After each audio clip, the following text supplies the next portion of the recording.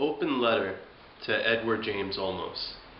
Dear Edward James Olmos, it has come to my attention that you took a private jet to Arizona from the Super Bowl with Jan Brewer. I may have been deceived because you are such an accomplished actor, but it would appear that was your arm hanging over plush and white cushions draped over her slippery shoulders. I may have been deceived because you are such an accomplished actor, but it looks like you two are smiling like old friends in your Instagram picture together. Hashtag Edward James Olmos. Hashtag Chicano no more. Como se dice sellout? Como se dice race trader? Como se dice got what he wanted then threw us under the freedom bus headed for Arizona? Sounds like Montezuma. Looks like nostrils flaring. Feels like saliva and mocos gathered up in mouth and hurled at your feet. You have betrayed us, Edward James Olmos. Now boarding. Did you feel something deep in the marrow of your bones telling you not to get on that plane?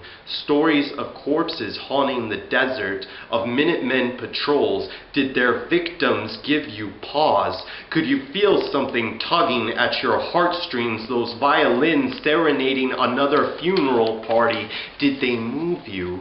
Could you feel something like a knife stabbing into your traitor's belly? Did it stab into you like you were driving home, stopped in front of red and blue lights flashing, frozen in terror, watching as they come? Did it hit you, Edward James Olmos, after you took the photo? Did you excuse yourself? Did you wipe the sin off of your hands and lose yourself in a swirling drain of remorse? Edward James Olmos, no. Of course you didn't.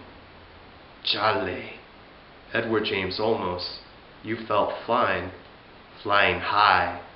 Jan Brewer never gets stopped.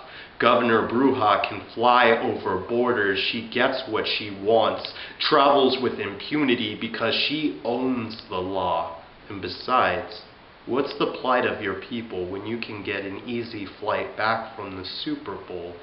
Edward James Olmos, Chicano actor, activist, what will you tell us that in that cramped airplane compartment you maneuvered through niceties, dialogued about racial understanding and social policy? Or will you tell us that you cursed her through those smiling teeth of yours? Is that what you did?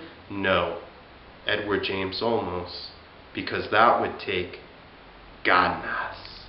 Ganas you apparently left back in New Orleans. But if we are to tell stories, here is one for you. Your plane never touched down in Arizona. It was grounded. It fit a profile of the 1%, politicians and sellouts like yourself. A loud voice boomed, "Freeze! We need to see your papers and ID." Jan Brewer was escorted from the plane, belligerent and brought out in handcuffs, tried for her crimes against humanity. And you, Edward James Olmos, we stripped you of your zoot suit, of names we had held close to our hearts for so many years. Adama, Gonzalez, Santana, Escalante, El Pachuco, Edward James Olmos. All we were left with was your sad carcass, an empty plane, and the realization you had never been the first Chicano anything.